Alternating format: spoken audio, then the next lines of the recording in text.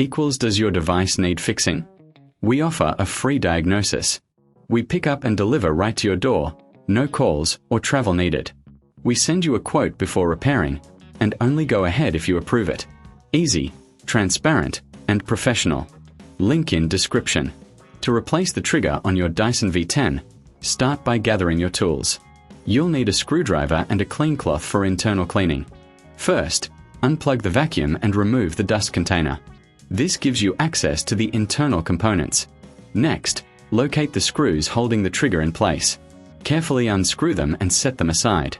Once the screws are removed, gently pull the trigger away from the body. Inspect the area for any dust or debris. A clean vacuum performs better. Now, take your new trigger and align it with the mounting points. Push it into place and secure it with the screws you removed earlier.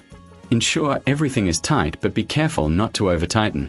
After replacing the trigger, do a visual check of the vacuum. Look for any loose parts or signs of wear. If you need assistance, remember we offer professional diagnosis without obligation. For your convenience, we provide pickup and delivery at your home. No calls, no travel, just a quote before repair. Your Dyson V10 will be back to its best in no time. Does your device need fixing? We offer a free diagnosis. We pick up and deliver right to your door, no calls or travel needed.